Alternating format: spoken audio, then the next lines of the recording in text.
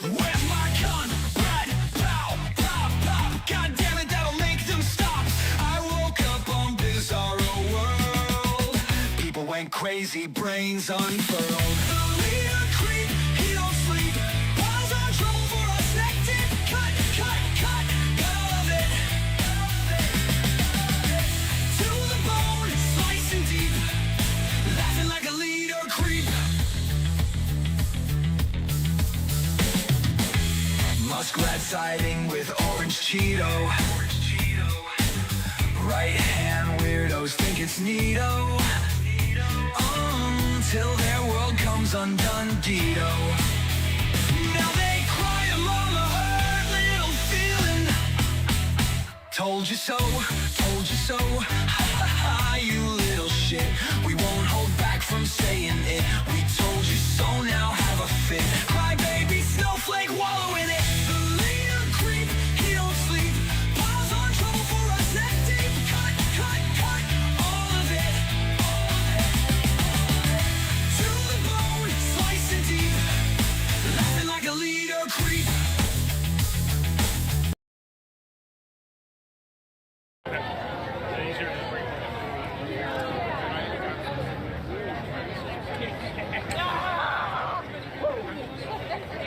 Hey.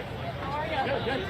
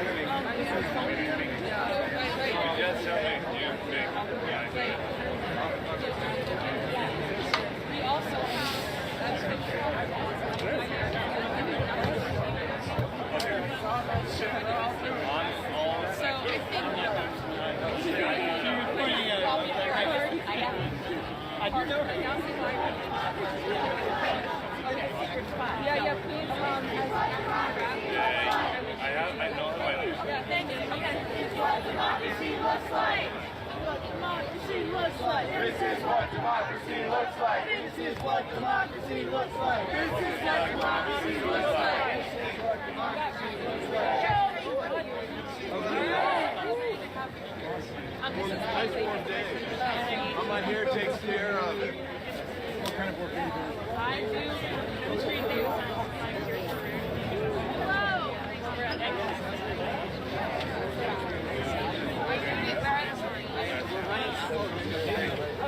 Hi, thank you. Like made it. I've been holding time. I went to high school. That's right. Same graduated last year. Yeah, I know. It's weird. It's great to see you.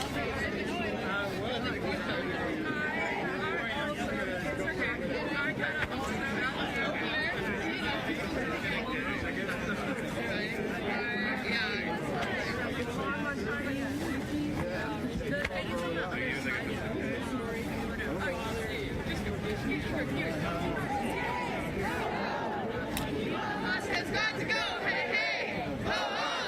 Elon Musk has got to go. Hey, hey. Ho, ho. Elon Musk has got to go. Hey, hey. Ho, ho. Elon Musk has got to go. Hey, hey. Yes. Ho, ho. Elon Musk has got to go. When we fight, we win. When we fight, we win. When we fight, we win. Fight back. Stand up. Fight back. Stand up. Fight back. Stand up. Fight back. Stand up. Fight back. Stand up. Fight back. Stand up. Fight back. Stand up. Fight back. Stand up. Fight back. Stand up. Fight back. Stand up. Fight back. Stand up. Stand up.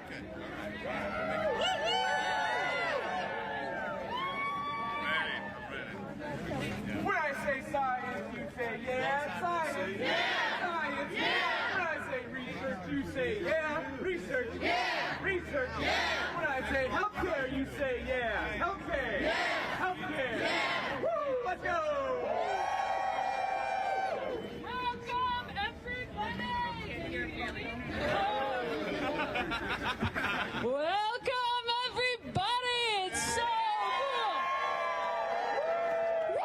Holy cow, it's fantastic to see everybody out here.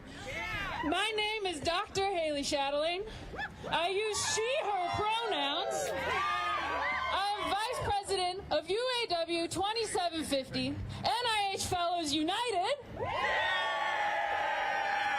And I'm going to say right from the top here that I am speaking in my personal capacity, and I'm not on behalf of any agency, same as everybody else who you hear after me. And I am so pumped to see out here. We have scientists out here. We have researchers out here. We have healthcare workers out here. We have federal workers out here. And we are standing up to fight, to win. Let's go. All right. And now first up, we have here a speaker from NIH Fellows United, UAW 2750, Dr. Ian Fucci, a cancer researcher, a father, and a federal worker.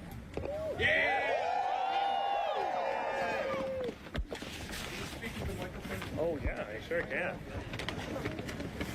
My name's Ian. I'm a member of NIH Fellows United. We are the 5,000 fellows at the National Institutes of Health who do research into new treatments for cancer, diabetes, and heart disease. I myself am a cancer researcher. I'm also a husband and a father. I'm the son of a cancer survivor. I care deeply about the work I do and the people I do it for. I'm here today to share with you all the fear, the pain, and the outrage that we've all felt in the past week as workers at the NIH. We heard the news that probationary employees were set to be fired Friday between 1 and 4 p.m. I was called into a meeting at 1 p.m. with other probationary employees and my supervisor.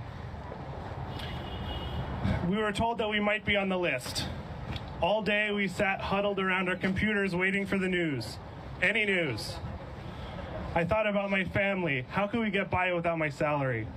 I thought about my coworkers. I hoped they could get the support they needed. I'm a senior member of my lab. I thought about my research. There's no one to continue it. What treatments would go unfound? What knowledge undiscovered?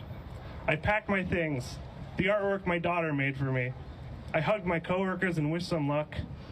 We heard at 5 p.m. that most of us were not on the list and that we were safe for then. Maybe scientists, maybe cancer researchers were spared. We could breathe a little. We found out Saturday night that that wasn't the case. On Saturday evening, on a holiday weekend, scientists in my institute were fired. We do not deserve this cruelty. HHS has said they are following the president's plan to streamline the government. Is firing cancer researchers part of that plan? HHS has said they have done this to better serve the American people. Consider the medications you rely on. for diabetes, heart disease, or cancer. These were developed in large part due to NIH and NIH-funded researchers. Is destroying years of progress into research really serving the American people? No! We are here today to fight for the future of science, to fight for your family's future, to give the American people hope. NIH-funded medical breakthroughs offer us more healthy years of life. For us, for your parents, for your grandparents, for your children, for your friends, and for your loved ones. This administration wants to take that away. We are calling on HHS to fund, don't freeze, the life-saving work we do at NIH. Work we couldn't do anywhere else. Thank you.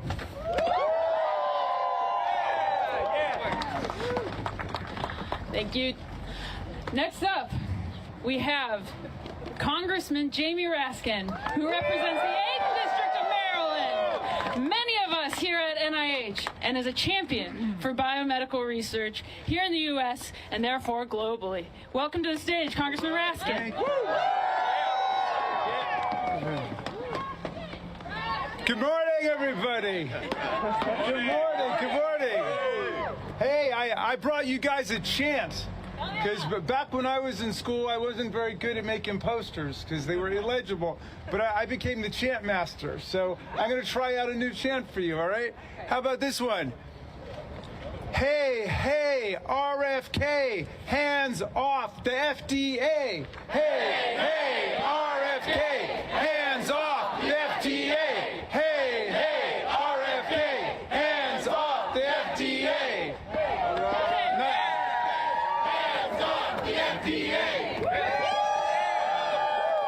Not bad for a first try, huh? How about, hey, hey, RFK, we remember JFK. Hey, hey, RFK, we remember JFK. Hey, hey, RFK, we remember JFK. That's right, John F. Kennedy, a champion of science, a champion of medical research, a champion of democracy and NATO, a champion of human rights all over the world. That's the Kennedy we're standing up for today. My name's Jamie Raskin. I'm the congressman from Maryland's beautiful 8th District. I'm the congressman from the National Institute of Health in Bethesda, the world's premier health research institution. I'm the congressman from NOAA, the National Oceanic and Atmospheric Administration. I'm the congressman from the FDA, the Food and Drug Administration. I'm the congressman from NIST, although I always forget exactly what that stands for, but it's very important too. Do I represent anybody out here today? Well, hello to my constituents. It's a beautiful day to be fighting for democracy and science in America. Some people cancel their inaugurations outside for weather warmer than this. But we're out here fighting for science, you know? Neil deGrasse Tyson, who lived in Maryland when he was a professor at the University of Maryland, he said, the great thing about science is it's true whether or not you believe in it. And the great thing about democracy is it's going to win against the autocrats, the plutocrats, the theocrats, the dictators, the despots, and the enemies of science. Now, I've spoken to constituents who've been terminated because they're on probation. And they're on probation because they were promoted.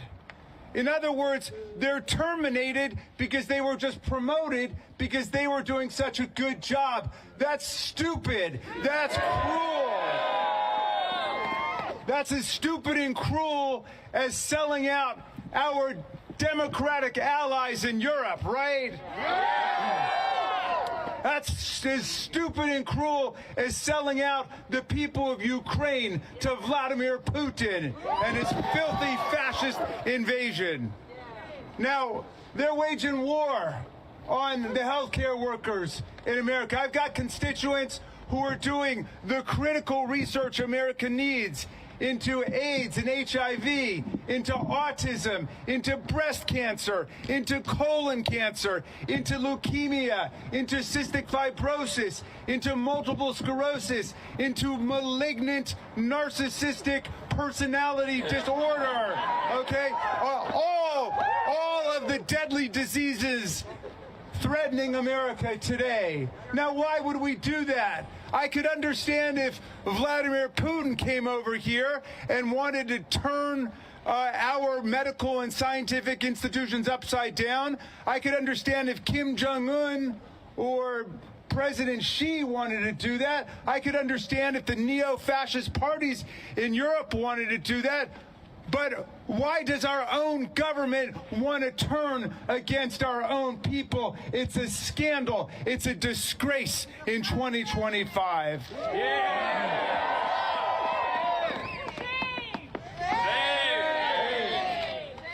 Well, thousands of healthcare workers were fired starting on February 14th. Our very own Valentine's Day massacre against federal workers. And I just want everybody to be clear. This is in blatant, flagrant, naked violation of the civil service laws. The heart of the civil service is you can't fire people for political reasons. You can fire them only for poor performance or professional misconduct, like embezzling money from the government. These are people who have superior work evaluations, and yet they've been sacked in total violation of the civil service laws and in total violation of the First Amendment. The reason they're being fired is because they won't bow down to Donald Trump and Elon Musk. But the people of America are going to stand up for the scientists and the health researchers that we need.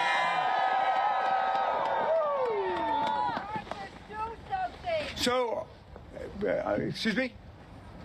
Congress, do something. Yes, we're looking for a few good Republicans to come over and join the Democrats and overturn this radical assault on science and healthcare in America. But I want to close with this thought, because the people you see in front of you today, these are the people who are fighting the viruses that threaten the American people. They're fighting the bird flu, which is starting to be out of control across the country.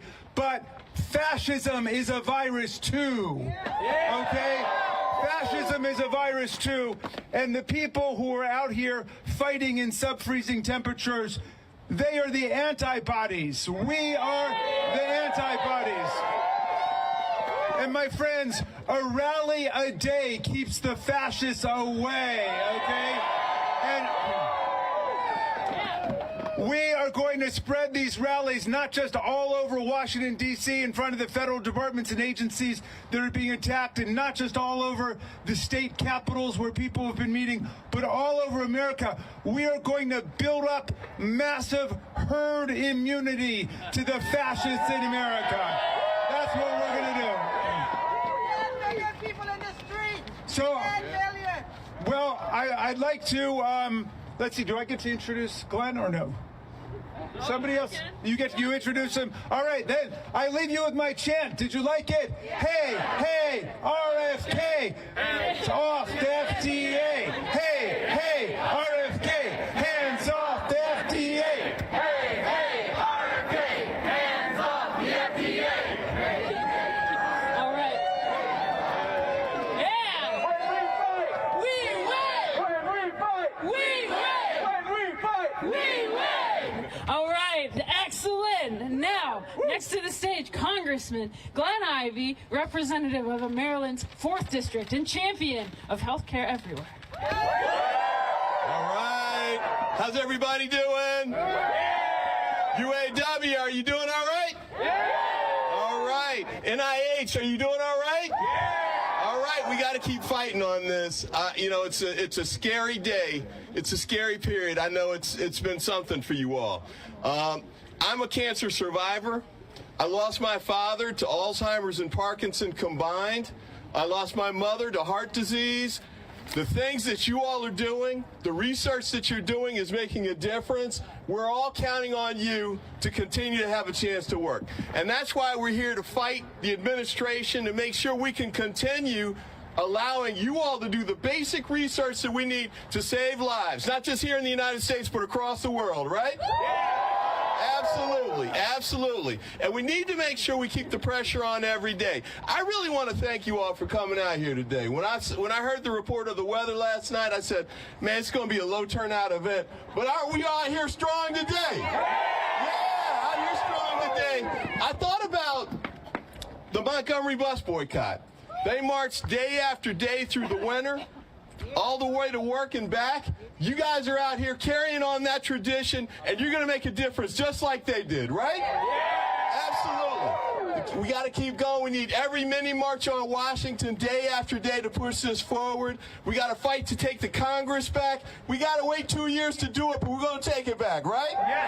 We're going to make Hakeem Jeffries the Speaker of the House in 2 years, right? Yeah, we got to make that difference, and we've got to make sure we keep pushing the Republicans now. I know it's important for us to try and fight to make sure government workers can keep their jobs today, and we're going to keep working on it day after day. But we've got to flip those 3 Republicans in the House to make them do it. Some of them represent government workers just like you, right? Some of them represent people who get sick from diseases you're doing the research on, right? Some of them represent people who are working to make a difference in science and make a difference in the country, right? That's why we know we're going to win. You're doing the right things. You're on the right side of history. You're on the right side of science. On to victory. Keep up the great work. Have a great day. Let's go. Stand up. Fight back! Stand up. Fight back! Stand up. Fight back! Stand up. Fight back! Next up, we have one of our fearless researchers, postdoctoral researcher at Johns Hopkins University with UAW postdoc researchers organized, Dr. Jaime Hardy. Thank you very much. How you doing? There's a lot of cold here, but we are very far up, right? So good afternoon, my fellow researchers, family, friends, future union siblings, and concerned citizens, also congressmen. I'm Dr. Jaime Hardy. I am a scientist, as many of you are, here proudly representing Johns Hopkins Pro UAW, the future union for postdocs and research associates of Johns Hopkins University. We are all here today in solidarity to support our national scientific research institutions and the many workers who make them run and have been attacked by the Trump administration and its executive orders. We are also here loudly to advocate for a strong federal agency that provides resources nationwide to its investigators whose interests are driven by curiosity, empathy, and duty to ourselves and our neighbors. Profit-driven scientific research is prone to bias and conflicts of interest, as the kind of trial and error inherent in scientific research often gets in the way of high profits and shareholder values. When a child has a rare form of cancer, the incentive to explore a cure or develop treatments lies in the fact that we, as a society, value human life. Most of us already know how difficult it is to do science under our current working conditions. We have low salaries and suboptimal benefits relative to the years of education and work experience we have gathered. All of us do unique work that only a few others can do. We work long hours and sacrifice weekends to advance our research. We even postpone advancing our personal lives, like starting a family or buying a home. And as many of you at Hopkins are immigrants, which is true for postdoctoral fellows across the country, I cannot tell you how difficult it is to do this life-altering work with the constant anxiety and the mental health toll that looms over us while we work, with the fear that losing our jobs also threatens our ability to stay here in the United States. The new administration, by butchering our budget and electing anti-science leadership, is exacerbating all these aforementioned problems. The funding will only lead to the further detriment of America's ability to make discoveries, develop treatments, and advance technology.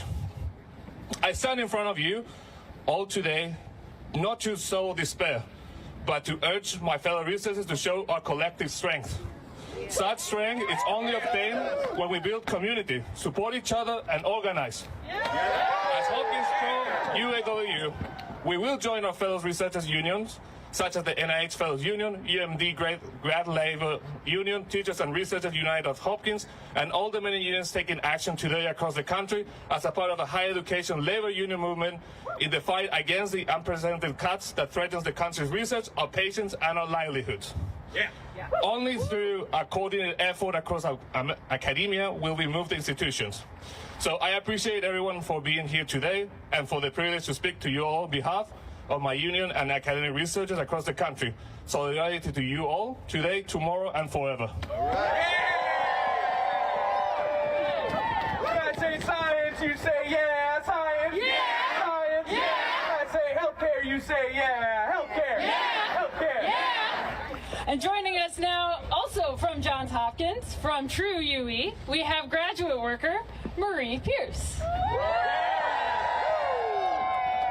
Hey y'all, it's amazing to see so many people here today. I'm going to be reading a statement from another worker at our Johns Hopkins, another grad worker in our union who wasn't able to make it here today, but our public health department has been really... Oh, can you guys hear me now? Okay, louder. Okay. Closer. It's amazing to see everyone here today. I'm going to be reading a statement on behalf of another worker from Hopkins who couldn't make it. We have had really massive impacts on our public health department as well as everyone who does biomedical research at Hopkins. So in the flurry and fervor that's happened in the wake of the executive orders that have attacked the NIH's ability to scientifically evaluate and fund research, what I think has been missed is the fundamentally human costs that these cuts present. The vast majority of news articles I've seen both in defense of the current administration and the DOGE's attempt to cut costs and maximize efficiency, and many of the responses criticizing those cuts have primarily spoken in purely numeric terms of the dollar amount saved, percentages, and deficits that will be incurred. I think any amount of public support for these cuts and limitations on life-changing and life-saving research, and make no mistake, that is what the NIH funds, is in part our failure as researchers to communicate to the public what federal funding truly allows us to do. So I want to talk to you today not in terms of dollars, but in terms of the human costs that will occur should the NIH's ability to effectively process, evaluate, and fund research is impeded by unnecessary and unjustified restrictions. The NIH's total operating budget makes up less than 1% of the total federal budget every year, but that impact on saving and improving human life is immeasurable. At Hopkins alone, these executive orders threaten to jeopardize roughly 600 current and ongoing clinical trials in cancer, pediatrics, children's health, heart and vascular studies, and the aging brain, among many others. The care, treatments, and medical breakthroughs these trials offer are not overhead or excess spending costs, but offer a hope and scientific progress to families in their greatest need. The consequences of cuts to NIH and public health research have not only direct effects but also indirect effects on the state-run programs, because states must now determine how to make up budget deficits as allocations to state public health programs are also beginning to dry up, which is ironic from an administration that claims to be prioritizing states' rights. In Maryland, these cuts to federal funding have resulted in the state government being forced to consider ending key services for individuals battling addiction that are necessary to staunch the fourth wave of the opioid epidemic. The rapid shift to a ban on DEI measures presents a moral, ethical, and scientific cost to research. These executive orders against wokeness have resulted in clinical care disruptions. Studies that explore pregnancy and maternal health outcomes for pregnant people have been shuttered. Emerging areas of research are being stunted at their nascency as pre- and postdoctoral grants are being canceled. At Hopkins, there are currently 81 doctoral workers whose dissertations are being funded through F-31 grants, 34 of which are F-31Ds. The evaluation criteria and scientific merit for F-31Ds are identical to F-31s. The sole difference between the two is that an F-31D specifically supports training for individuals from underrepresented backgrounds in the biomedical sciences. These 34 doctoral workers and their commitments to the communities they serve as researchers and clinicians are threatened by this administration's cuts, not because their research is not scientifically rigorous or worthy, but solely because this administration believes they are not worthy. Workers who thought they had secured external funding and were planning on defending their dissertations by May 2026 are now being told they must finish by this August or leave their programs. This is not only appalling because these disruptions are placing doctoral workers' dissertations at risk, but also presents a bioethical problem. By stopping funding mid-grant, this administration is forcing researchers to renege on research commitments made to already underserved communities, a serious breach of trust. This threatens to undo decades' worth of work to rebuild trust in vulnerable and marginalized communities that were historically taken advantage of in biomedical research.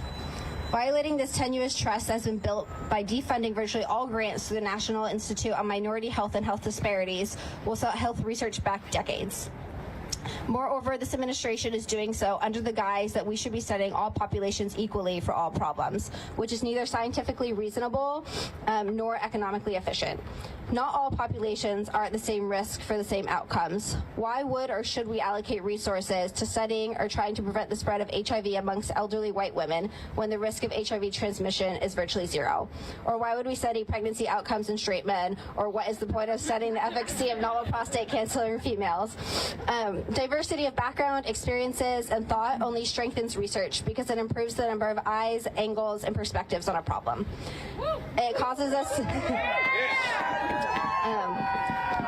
us to reconsider issues and pose new and better questions. It pushes the field forward and allows for new answers and solutions to be found. Cuts to scientific research present no real benefits and all but guarantee preventable costs to human life.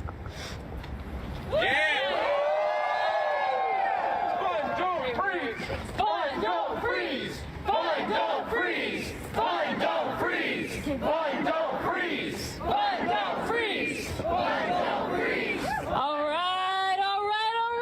Yeah! Next up, we have Kaylin Price. She is a neuroscience graduate worker at the newly formed George Washington University 2. George Washington University Grad Workers United.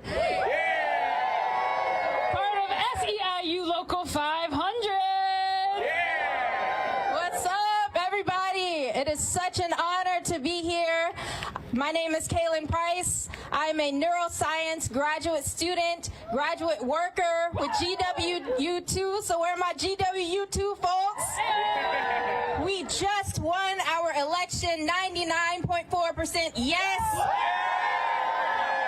Graduate workers are ready to work not just for science, but for the betterment of all mankind by doing research. We are organized because you have to be organized. You have to out-organize fascism. We are here with the SEIU Local 500 with amazing support, solidarity with all of the other workers here. And it is important that we understand exactly what is at stake right now. I am a proud HBCU educated scientist from North Carolina A&T State University, where I got my undergraduate degree in biology, and I know exactly what it means to do work that is great work with less than what you should have. My brilliant current advisor put it like this: cutting indirect costs is like telling a football team to do their work with only the players and the coach. No lights for the field, no physical therapist for the players, no water for the showers. Just tell them, get out there and do it. What's the problem? You've got to think about what they're telling you and why they're misleading you. They want you to be angry and misinformed, incensed and ignorant. They want you, Trump and his unelected billionaire backers, want you to look at the people like us making $20,000, $30,000, $40,000 a year, working late nights through the weekends because we believe that much in the work that we do as the enemy. We need 2 and 3 roommates to keep doing the work that we do because we believe it's that important. We are not the enemy. Our colleagues that we are also organizing with who keep the fume hoods running, who keep the electricity running, are not your enemy. They're your neighbors, they're your friends, and they are helping to make sure that the work that we do is possible. It isn't just enough to have a good idea. You need a building to do it in. You need lights. You need clean water. You need all of the materials that keep a facility running. So saying facility and administration like it's a bad word is ignorant. It is unacceptable that we have to be out here begging for money that is already guaranteed. What they are doing is theft. They are stealing from you, from me, and it's crazy that it's tax season. I'm not even making that much, and I'm watching it go away. They want to fund $18 billion in government contracts to Elon Musk. But they're telling us that the work that we do is bloat and excess. So I want to leave you with a chant. More funding, not less. End research funding theft. More funding, not less. End research funding theft. More funding, not less. End research funding theft. Keep coming out here. Keep telling people what you do and why it's important. Let people know that we cannot survive as a society without the work that scientists, clinicians, and educators do every single day.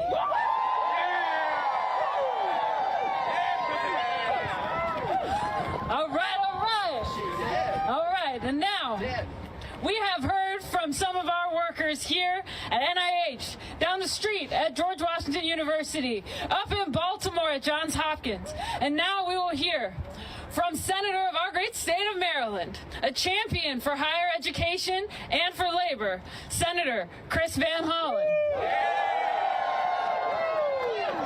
Thank you, great patriots all. Are we going to shut down the illegal Elon Musk takeover of the government?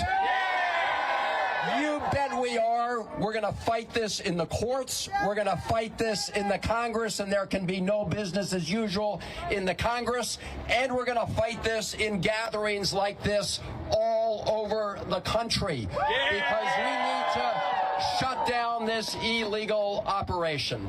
I want to thank all of you. All of you are dedicated to protecting the public health. All of you are dedicated to making sure that we do the medical research that saves lives. And there's no sugarcoating this. These cuts will kill more Americans. When you conduct research into cancer, into diabetes, into Alzheimer's, into heart disease, and into all the other diseases that plague American families, you are saving lives. And taking that away will result in more Americans dying early and more American suffering. Are we going to let that happen?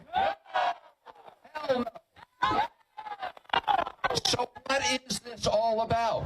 What is this all about?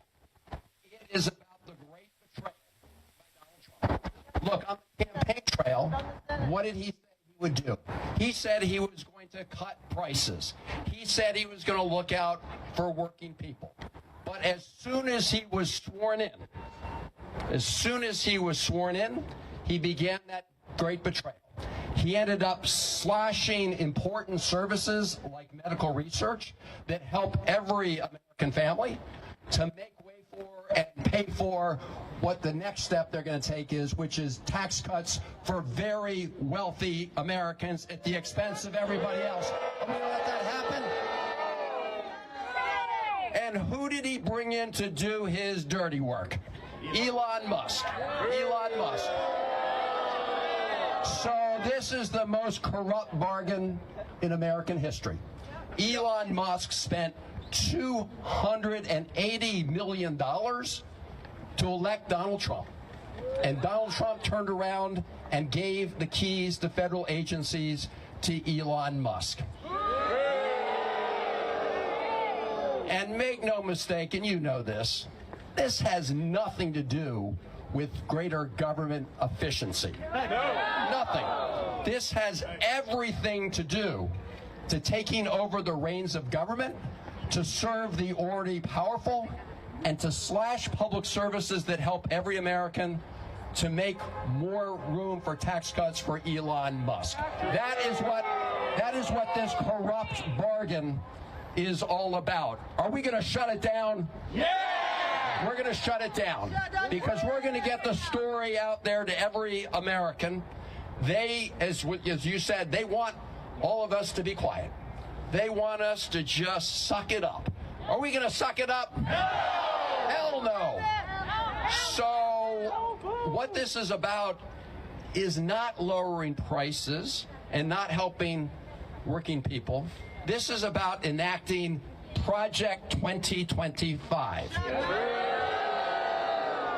Now, I don't know about all of you, but I dare say you do remember that when he was on the campaign trail and when he was asked about Project 2025, Donald Trump's like, I don't know what that is. Who are those people? That was the big lie. That was the big lie. And why did he pretend to know nothing about it? Because he knew how unpopular it is to enact those provisions. But that is, in fact, what they're doing. They're not doing what he said he was going to do on the campaign trail. He's enacting Project 2025, which he said he knew nothing about.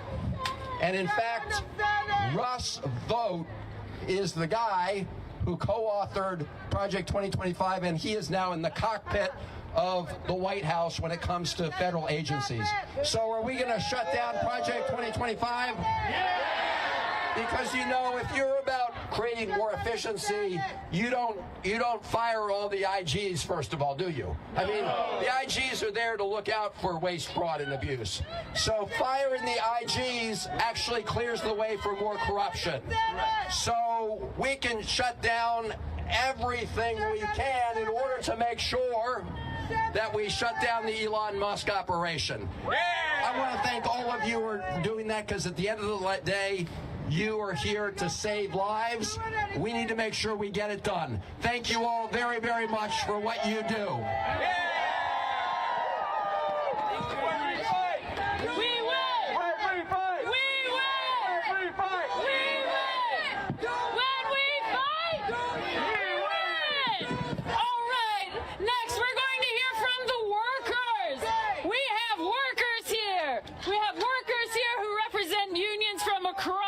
Maryland and D.C. We've got workers from UAW, Pro Stocks, researchers organized, UAW Pro, can I hear you? We have researchers from UAW, Graduate Labor United, UAW Glue, UMD. We have researchers from George Washington University, SEIU Local 500. Researchers here from UAW 2750 NIH Fellows United. All right, worker power, scientist power, researcher power, that's what drives this. And so now we're going to hear from more of those folks. One after the other, you are going to hear story after story of how people, workers just like you and me, have been affected over the last few weeks. So here we are. Our first speaker up here, we've got Jordan Lara. Hi everyone, my name is Alexander Jordan Lara, and I am speaking here in my personal capacity. I was a member of Dr. Lawrence Tabak's lab, and I want to tell you a story about how last week aged me a year. For those of you who may not know, he was the acting director of the NIH and the longest serving deputy director in NIH's history. 10:30, Tuesday night, I got a surprise email from Dr. Tabak saying that he was to be retiring immediately. It was obvious to me and anyone who has wrinkles in their brain that he was forced into leaving the NIH. If they can force out the top NIH official, what do they plan to do with the rest of us? Don't worry, they answered that really quickly with their assault on probationary workers. In between experiments on Friday, I ran around my institute collecting people's testimonies, contact information, while trying to provide resources, guidance, and reassurance. The most productive and accomplished fellows in my institute were facing the prospect of losing their jobs, careers, and visa status, all because of the whims of some oligarchs. This week, these same workers are expected to continue as if business is usual. How can we expect people to discover cures and treatments when they're occupied discovering if they still have a job? The end of the week left me with some hope. In a lab full of scientists concerned about their co-workers' livelihood, science, and the country at large, it was clear to me that we're all in this together, just as we are today. When they come for one of us, they come for all of us. And we're here to say enough is enough. Because when we fight, we win! When we fight, we win! Thank you.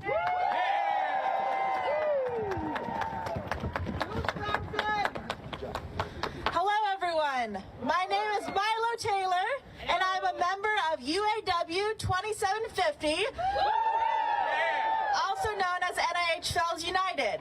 And frankly, I don't want to be here. I want to be in my lab focusing on my research. But I can't. I want to be building community with queer scientists that I have been proud to lead, but I can't. This is because on January 21st, the current administration instituted a ban on DEIA positions and programs in the federal government. My group's website was taken down, and colleagues I'd worked beside for years were out of a job. 2 years of our blood, sweat, and tears, building networks, fostering community, and many more of history before us, reduced to broken links and uncertainty. In the wake of such a clear attack on my queer colleagues, how can any of us go about our day-to-day work? Through community, we have found a way.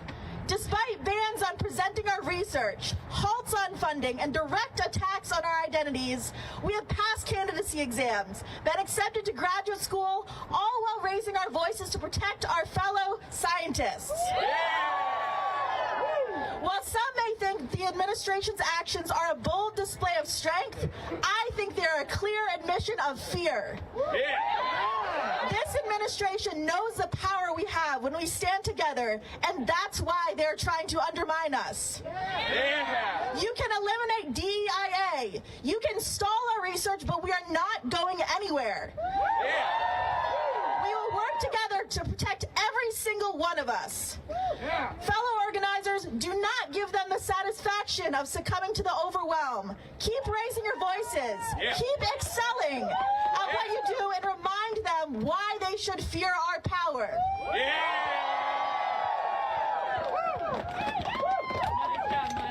Hello, my name is Connor Phillips, and I'm with NIH Fellows United. As you've heard from others today, the NIH is what makes the U.S. the world leader in biomedical research. The best scientists come here because we can solve the world's most challenging problems in health. You may not be able to tell by looking at me, but I have cerebral palsy. I am this healthy because of therapies developed in the U.S. that helped rewire my brain after a stroke, allowing me to live my fullest life. My experience inspired me to become a scientist at the NIH, where I have developed new therapies to improve the lives of other children with cerebral palsy, and help develop a new understanding of how the brain functions. Now, as a result of these cuts from the Trump administration, I am prevented from continuing this research, even as an unpaid volunteer. When I hear people say these cuts are making our government more efficient, I'm at a loss. How can that be true when I'm prevented from working for free? As someone who hopes to be a great scientist one day, I'm questioning whether that will be still possible in the United States. If this story speaks to you, call your senators and tell them to fund our science.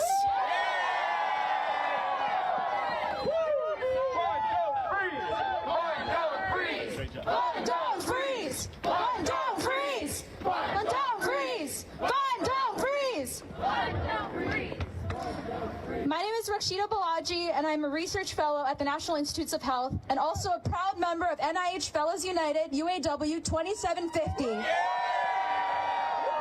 My work centers around understanding the science behind chronic pain, which afflicts about 1/4 of adults in America, with conditions ranging from migraine to arthritis to fibromyalgia. My colleagues and peers at the NIH are some of the most talented and passionate people I know and have had the absolute privilege of training alongside. And it has been absolutely shattering to watch my community, the people I care about, suffer from this undeserved stress, confusion, and frustration brought about by executive actions that have squandered our scientific progress and uprooted our livelihoods in just 1 month since the presidential inauguration. From gutting research funding, to tearing professionals from their posts, to policing speech around equity and inclusion, this administration has punished dedicated employees from our life-saving work, causing harm that will extend into the lives of every American who seeks a better quality of life from our medical breakthroughs. As scientists, researchers, and clinicians, it is imperative that we may be able to continue our work free of this pervasive threat posed by condemnable directives that are antithetical to the missions of public health, knowledge, and justice in the United States.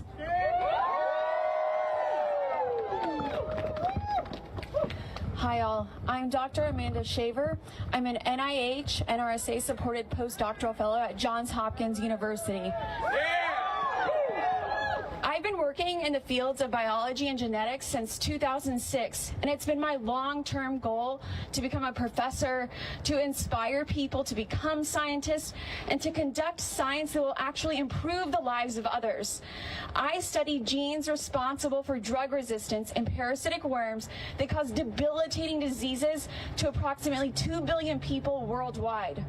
I've worked really hard for the last 19 years to build a career in science, and these NIH cuts and loss of funding opportunities have not only threatened my current research, but will jeopardize my future research and my ability to pursue science and stay employed in my own country.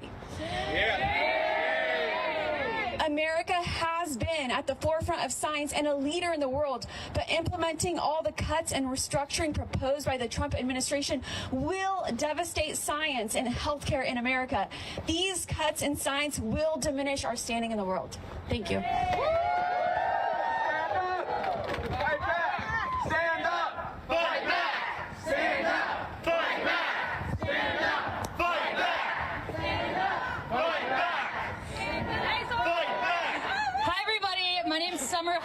I am an epidemiologist and a graduate student at George Washington University. I'm here with SEIU Local 500, and I'm a former member of NIH Fellows United.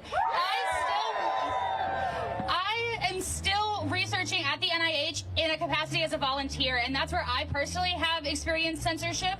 I do research in cancer screening, I do research in gynecology, and because I was researching gynecologic disease in queer women, I was told that even though I don't get paid by the NIH, that I need to publish that research through my affiliations at GW, which is why, as a graduate worker, I know that we need a strong contract that says from GW they will protect our right to do our research well and to protect us from censorship. So that's my story, but I actually have a story from one of our colleagues at the GW Cancer Center who can't be here today, Dr. Mandy Pratt Chapman. This is from her. I'm sorry I cannot be at the rally today, as I have a competing commitment on the West Coast. Thank you for defending research and scientific truth. I never thought it would be remarkable to point out that telling the truth matters. Simply saying something exists or doesn't exist, happened or didn't happen, does not make it so. Despite the reality show antics of politics in 2025, the truth still matters. So do people, and so does science.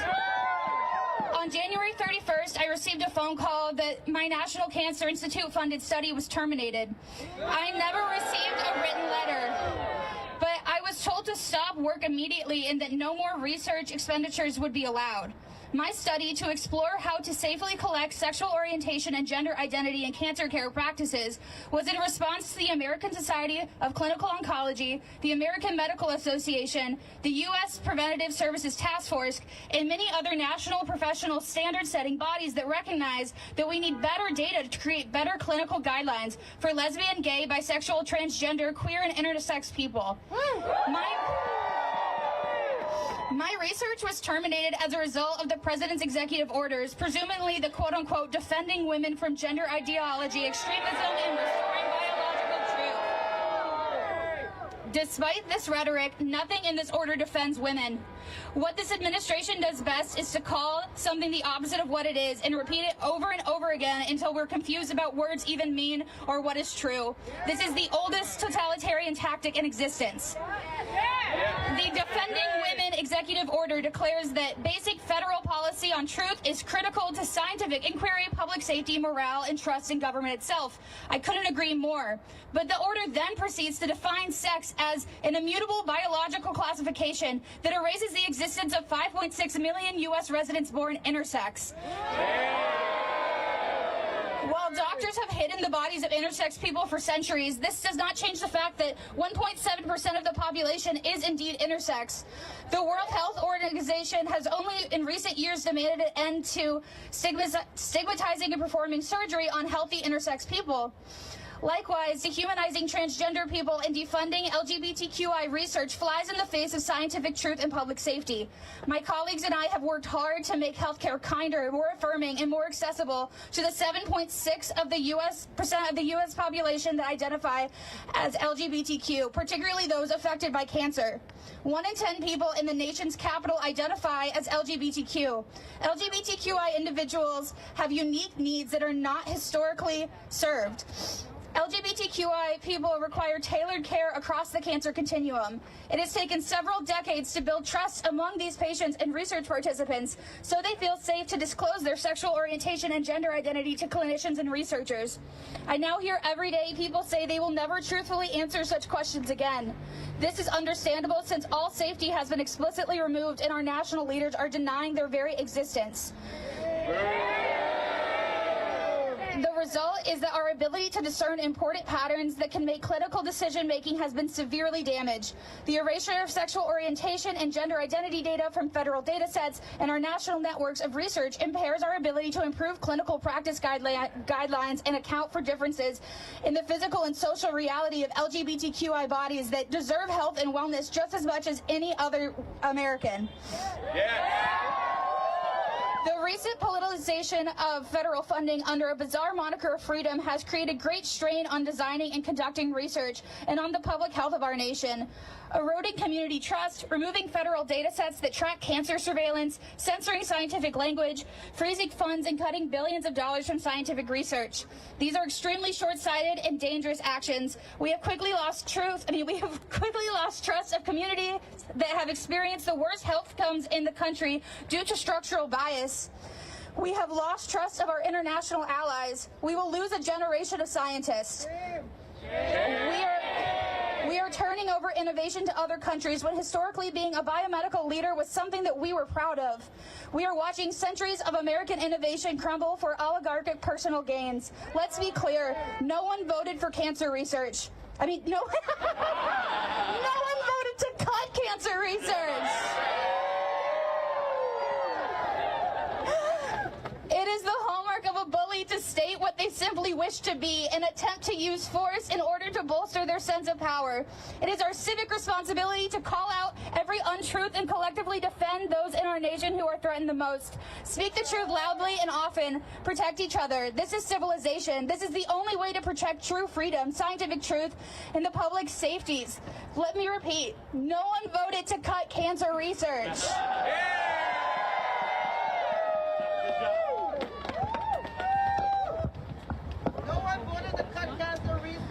Hi, my name is Bushra and I am a writer-editor at NIH. I am speaking in my personal capacity and my opinions are my own. On Saturday, I was terminated from my job along with more than 1,000 other NIH employees who had less than 1 year of service to the federal government. The layoffs include 2 of my colleagues who are also science writers.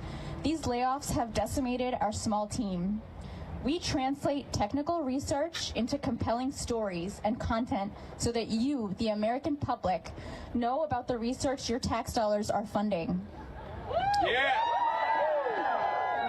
We write about conditions that affect the head and neck, including cancer, facial deformities, and various infectious and chronic diseases. By providing information that is clear, accurate, and easy to understand, we help people make wise, informed decisions about their health. Clear communication about science is just as important as the science itself. If we care about government accountability and transparency, we cannot fire the passionate science writers with specialized skills who work hard every day to advance public health and serve the American people. Thank you. All right, we here as workers, we're not just workers in science and in research and education, we are also federal workers. And so now we will hear from leaders from some of our national federal unions. And first up, we have President of IFPTE, Matt Biggs. Thanks. Yeah, and Gay Henson, our Secretary Treasurer, is here too. For folks that aren't familiar, IFPT, we represent 90,000 workers.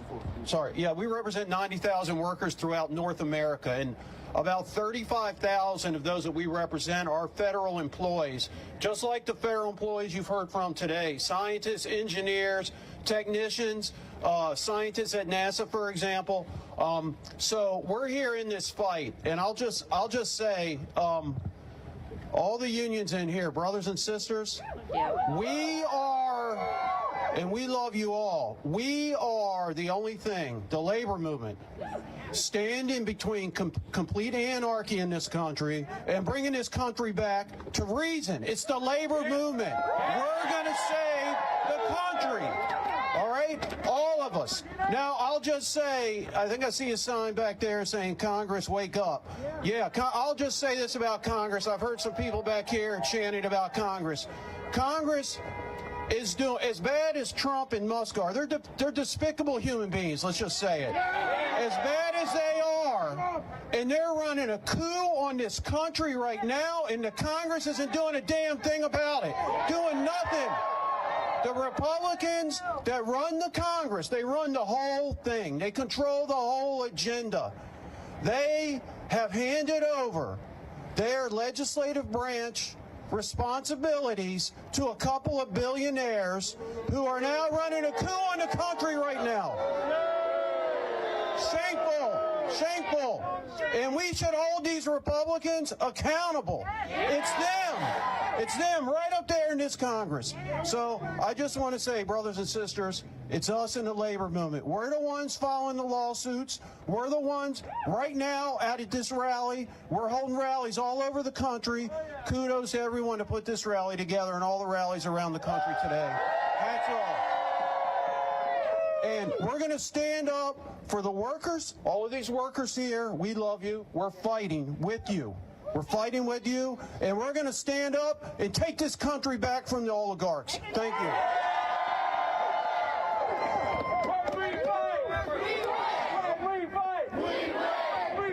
We win. Hello, everybody. I'm Randy Irwin. I'm the president of the National Federation of Federal Employees. How you doing? Great to be here today. Boy, this is happening all across the country. What an amazing thing. We need people in the streets. People are finally waking up, seeing what's happening in this country, seeing our, the critical services that we rely on just being torn down. It's unbelievable. But I want to thank all the federal workers that are here. Just tremendous work. I'm blown away every day at the work done by our folks in the federal government. I've heard so much about what we do for public health today. I mean, what an incredible thing. And to think that we could be losing that our public will be less healthy, unbelievable. Unbelievable. But it's more than that. You know, we're keeping our military ready, caring for veterans, maintaining our homeland security, clean air, clean water, safe borders, safe air travel. National parks and forests. What incredible work federal employees do every day. Okay, and we cannot let these things go away in this country. People do not even understand what this country would look like if those things actually happened. But thank you for your work, and thank you for being here and demonstrating against the tyranny that we are seeing in this country right now. So let me tell you a few things about Donald Trump and Elon Musk. They have no idea about the critical work that you do. No idea whatsoever. And they don't care. They don't care. They offered resignations to 90% of the federal government. Do you know how irresponsible that is? They are putting public safety at risk. They are inviting communities to burn. No exaggeration. They are inviting airplanes to fall out of the sky. No exaggeration. Is that acceptable? No! Is that acceptable? No! And here's another thing.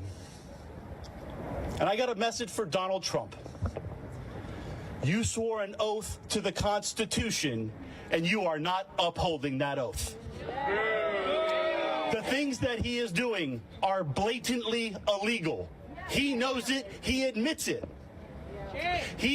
Under Article 2, Section 3 of the Constitution, he must faithfully execute the laws of this country, and he is not doing it. And I don't care who you are or who you voted for, you should be furious about that. And I got a message for Congress, too. What are you doing about it? Look at what we've seen. Look at the violations of the law and the Constitution, and we don't have one hearing. How gutless is this Congress? This can't continue. This cannot continue. This madness absolutely has to stop. But let me tell you, it's the folks, it's getting in the streets and delivering the message, not letting up.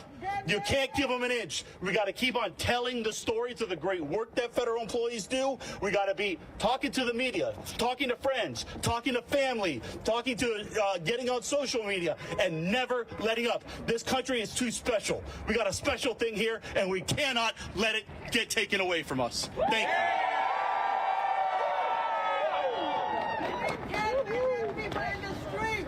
10 million people in the street. Woo! Good afternoon, everyone. My name is Anthony Lee. I'm a federal worker and chapter president for NTEU, the National Treasury Employees Union, Chapter 282. We represent employees at the Food and Drug Administration, the FDA. And we're here to stand in solidarity with our brothers and sisters from UAW and from all the other unions that are here in NIH as part of our HHS family. I lost my notes, so I'm just going to do this from memory. The statements that I'm making today are my own and do not necessarily represent the FDA, the HHS, or my union. We do still have the First Amendment, so this is free speech. And I did want to say what happened to our employees at the FDA last Saturday night and to thousands across the country was a travesty. It was disrespectful even. It was devoid of any compassion. The letters the FDA employees received told lies, essentially, that there were performance issues when there weren't performance issues. Shame, that's right. They disparage the work that our federal employees, that FDA employees do to help protect and promote the health and safety of the public. Our staff fellows, much like those at NIH, were hit particularly hard with these wrongful firings of employees. But it wasn't only staff fellows. We had medical officers, doctors that are doing research and that are approving new drugs who were fired, attorneys, scientists, data scientists, and many others who received these notices in the late of night. That's right. And you should care, and the American public should care everywhere across the country because of the work that we do at the FDA, protecting and making sure you have safe food to eat, food that's free from contaminants or harmful ingredients, making sure that our medical products, devices, drugs, vaccines, all are safe and effective for their uses. And when we find that products are on the market that shouldn't be, that we have the ability to take them off of the market. All of that has been put in jeopardy by HHS and their actions. We do need safe food. There were other employees across HHS and CMS and CDC. The CDC works with the FDA on traceback investigations, making sure that foodborne illness won't spread and bad foods can be taken off the market. These things do not help to improve the health of the public. They harm the public. And that's why we have to stand up against these draconian items and policies that the administration is bringing forth. The tobacco research that is done in our Center for Tobacco Products had a number of people who were fired.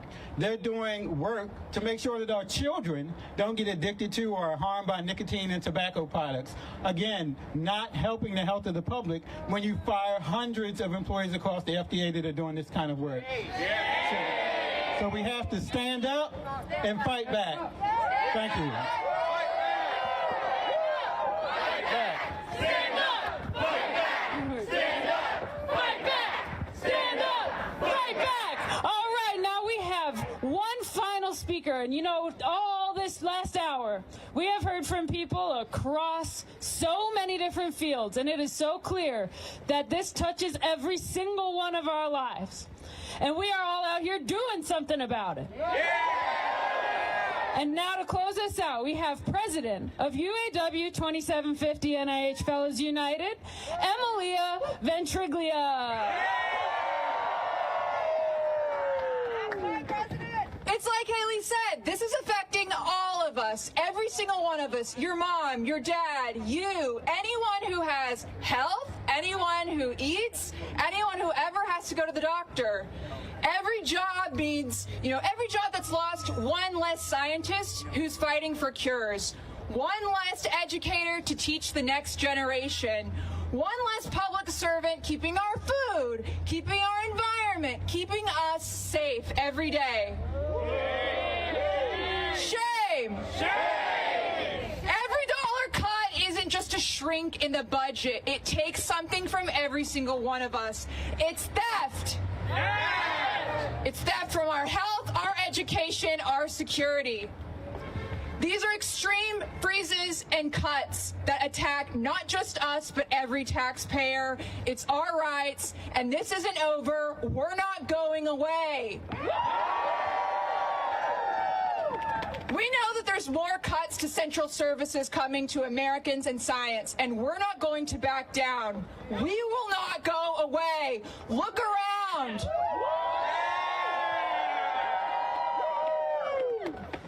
Look around also to find people with clipboards. Go to them. They're going to keep you looped in because this isn't over. We have to continue fighting. Scientists, researchers, medical practitioners, public servants, we build this country together. We keep it running. And we're not going to stand by when billionaires try to tear it down. When we fight together, we win. They may have some money, but we have the real power, worker solidarity power. Good day, everybody, and I'll see you soon. When we fight, we win! When we fight, we win!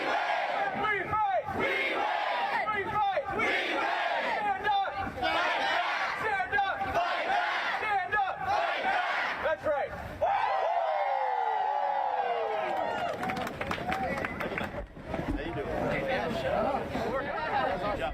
How you doing? I don't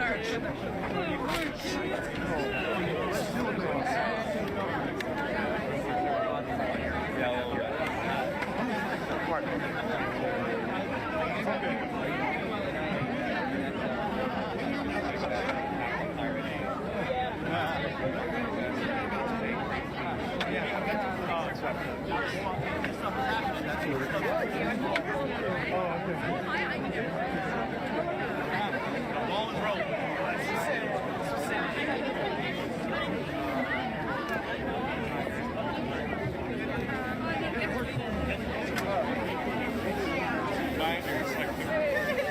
I'm so sorry. Yeah, no. This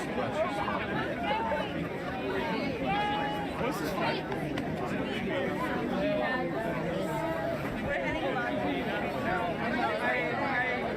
Okay. I'm going to try to give her sign back.